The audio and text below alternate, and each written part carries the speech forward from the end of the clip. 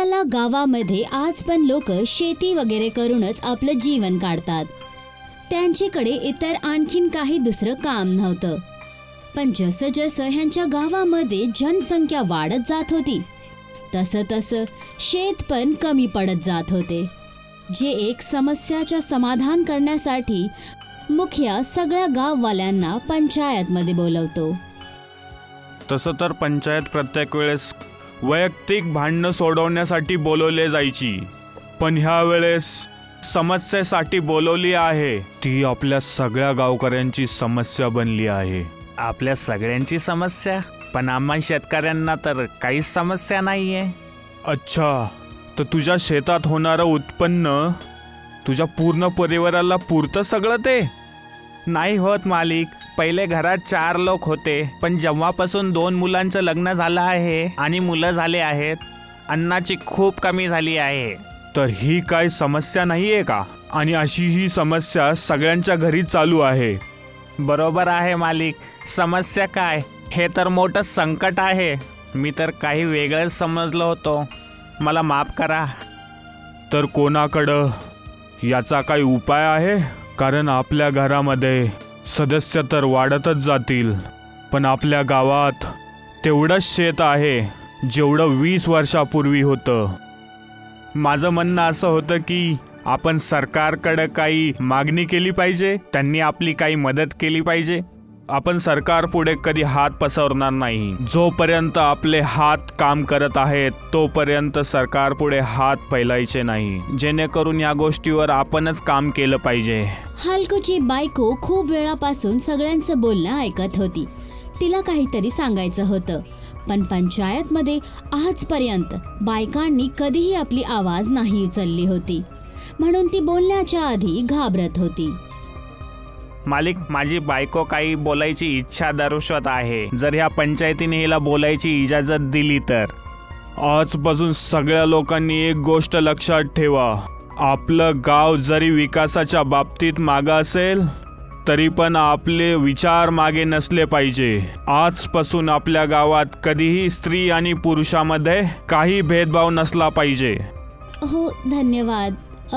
तर काय मी काही बोलू शकते का?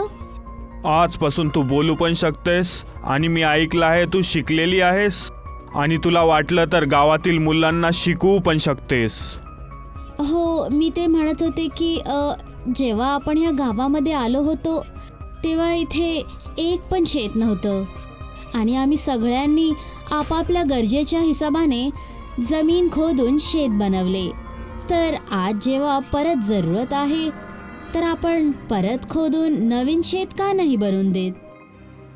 हा, तू बरोबर बोलत आहेस. आम्ही तेव्हा पण महिन्यासाठीला घाबरत नव्हतो आणि आत्ता पण घाबरत नाहीत. पण गोष्ट अशी आहे, काम कुठं करणार? खाली जमीन तर कुठंच उरली नाहीये, आणि जंगलाला कापून जंगली जनावरांचं घर खाली उदास नाही करू शकत.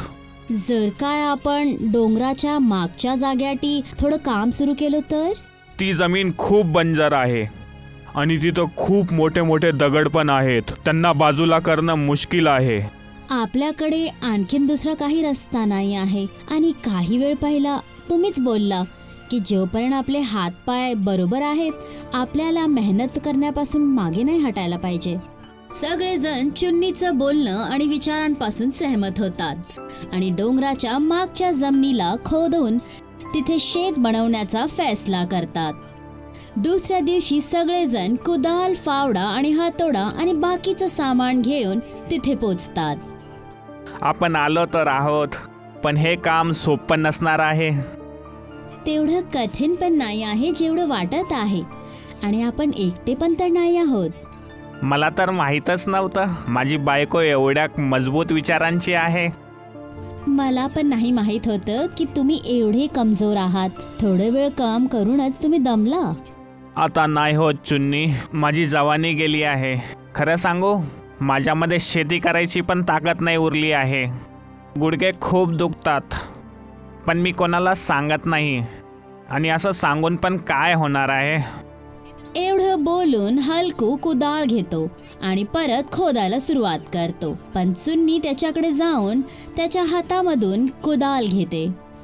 खरंच बोलत आहे, मला ह्या बाबतीत काहीच माहीत नव्हतं. नाहीतर कधी पण मी तुम्हाला इथे काम करण्यासाठी नाही बोलवले असते. आजपासून तुम्ही आराम करा. जोपर्यंत माझ्यामध्ये ताकद आहे मी आपल्या दोघांसाठी एकटीच मेहनत करू शकते. तसं तर मी ह्या सगळ्या गोष्टीवर विश्वास नाही ठेवत, पण कधी कधी असं वाटतं मागच्या जन्मामध्ये नक्कीच मी काही पुण्य केलेलं असेल, जे की मला तुझ्यासारखी संस्कारी आणि पतिव्रता पत्नी मिळाली आहे.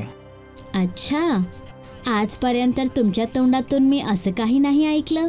खूप वेळेस विचार केला बोलू, पण टाईमच नाही भेटला. आणि विचार केला आज नाही बोललो तर कधी बोलणार. अच्छा, ठीक आहे. आता मला काम करायला द्या. चुन्नी आणि बाकीची लोक दिवस रात्र खुदाई करतात. आणि एक दिवस खुदाई करत करत चुन्नीला जमिनीच्या आत खूप सगळ्या देवांच्या मूर्त्या भेटतात. सगळेजण इकडे या, लवकर या. मूर्त्या पाहून सगळेजण आनंदात येतात. ही फक्त देवांच्या मूर्त्या नाहीयेत, खरं तर हे देवाचा सगळ्यांना आशीर्वाद भेटला आहे. आता आपण सगळे मिळून मंदिर बनवून या मूर्त्यांना गावामध्ये स्थापित करूयात. गाववाले मिळून आपल्या हाताने गावामध्ये 4 मंदिर बनवतात आणि 4ही मूर्त्यांना वेगवेगळ्या मंदिरमध्ये स्थापित करून देतात. जेव्हा आजूबाजूला ही खबर पसरते तर दूर दूरून लोक ह्या मूर्त्यांची दर्शन करण्यासाठी येतात. अरे वा, एवढी सुंदर मूर्ती तर मी आजपर्यंत नाही बघितली. असं वाटत आहे देवाने स्वतःच दर्शन दिलं आहे. बरोबर बोललात. जेव्हा आम्ही यांना पहिल्यांदा बघितलं होतं तेव्हा आम्हाला पण असंच वाटलं होतं. हे मी काही पॅकेट अगरबत्ती घेऊन आलोय. इथं हे देवळातच ठेवतो. तुम्ही याला दररोज लावत जा. मुखिया बघतो की जे सगळे जण बाहेरून दर्शनसाठी येतात तेव्हा ते अगरबत्त्या बाहेरूनच विकत घेऊन येतात. ज्याने त्याच्या डोक्यामध्ये एक विचार येतो आणि तो परत गाववाल्यांना एकत्रित करतो. हे बघा, मी आज सगळ्यांचा जास्त वेळ नाही घेणार आहे. फक्त एवढंच बोलायचं आहे की आपल्या गावात जे लोक दर्शनासाठी येतात आणि अगरबत्ती बाहेरून आणतात, पण त्याच अगरबत्ती आपण स्वतः बनवल्या तर कसं होईल? खूप चांगली गोष्ट आहे, पण अगरबत्ती बनवणार कसं आपण? आपण अगरबत्तीचे झाड लावायचे. अगरबत्तीचे झाडं? पण कसे? हे बघा, अगरबत्तीमध्ये बांबूच्या लाकड्यांचा प्रयोग होतो आणि सुगंधासाठी गुलाबाची फुलं. आपण ह्या दोघांची शेती करू. बाकी गाय तर आपल्या सगळ्यांच्या घरी आहे. त्याचं शेण उदबत्तीसाठी सगळ्यात छान असतं. तुझे विचार खरंच खूप चांगले आहेत. हलगू, तुझी पत्नी खूप समजूतदार आहे. काय विचार करून लग्न केलं होतंस तू? मी पण हाच विचार करत आहे की माझ्यासारख्याला अशी बायको कशी मिळाली. कशी पण भेटू दे, तुझ्याबरोबर हिनं गावाचा पण भलं केलं आहे. ते सर्वजण आपापल्या शेतामध्ये बांबूचे झाड आणि गुलाबचे पौधे लावतात. काहीच वेळानंतर हे पौधे तयार होऊन जातात. बांबू आता तयार झाला आहे. आपण ह्या कोमल बांबूपासूनच उदबत्त्या तयार करूया.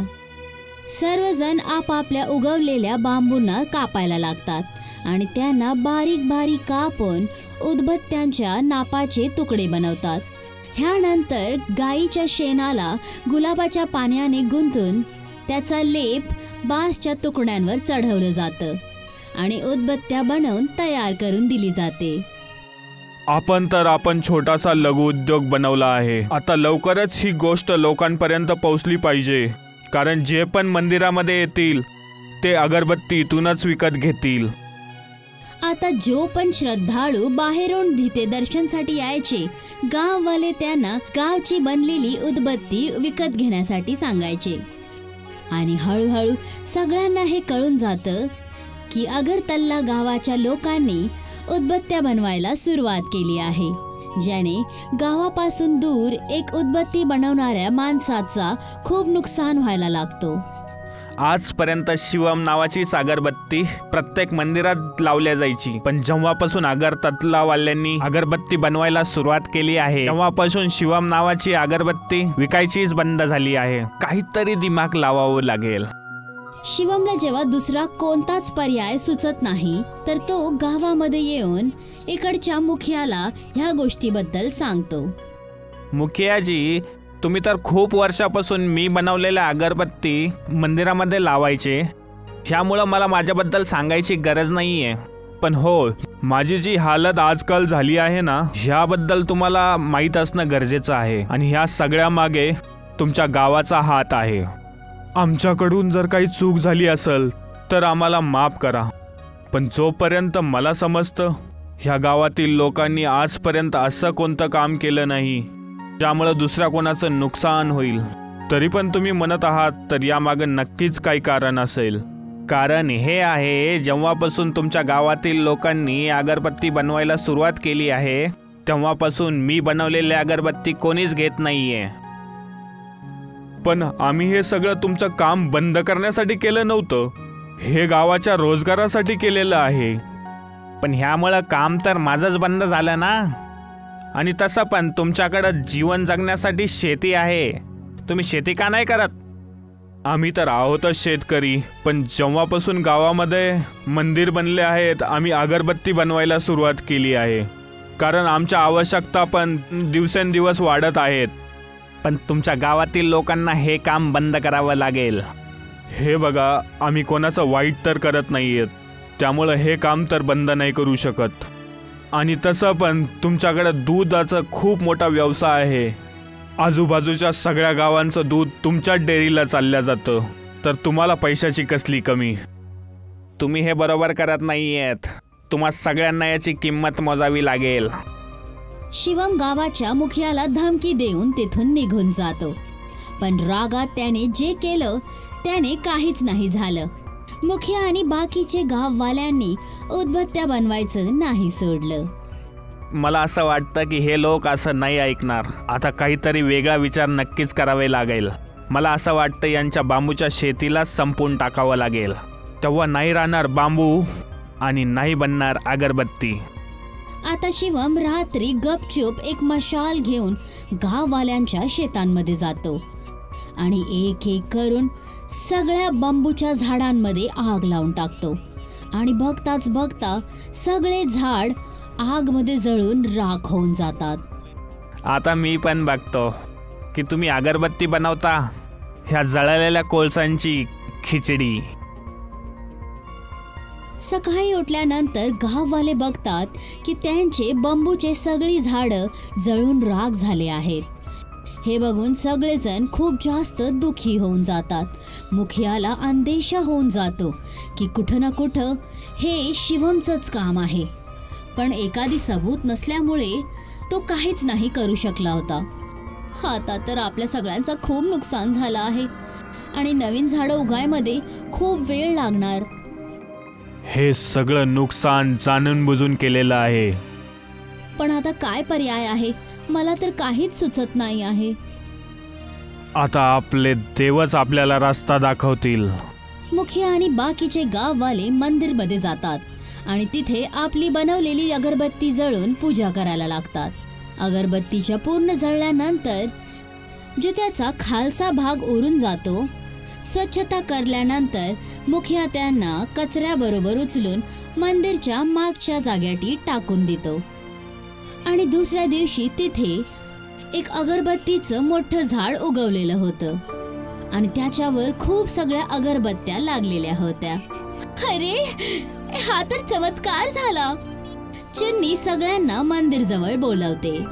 हे बघा, मी सकाळी पूजा करण्यासाठी इथे आले आणि बघितलं की अगरबत्तीच्या झाडातून अगरबत्त्या खाली पडत आहेत.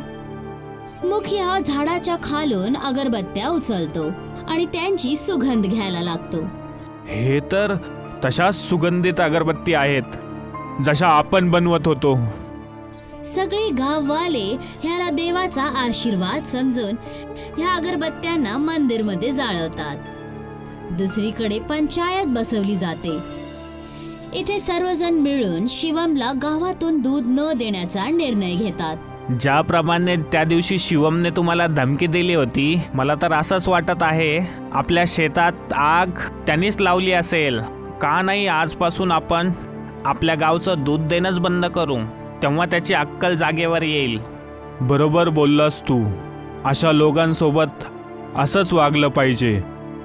जेव्हा ही गोष्ट शिवमला कळते तर तो गावामध्ये येऊन सगळ्यांकडून माफी मागतो आणि आतापासून सगळ्यांना त्यांच्या दुधाची बरोबर किंमत देण्याची पण गोष्ट करतो. सर्वजण त्याला माफ करतात. आजपासून मी तुमच्याबद्दल कधीच वाईट विचार नाही करणार. सगळ्या लोकांबरोबर शिवम पण झाडातून अगरबत्त्या घेऊन मंदिरमध्ये पूजा करतो.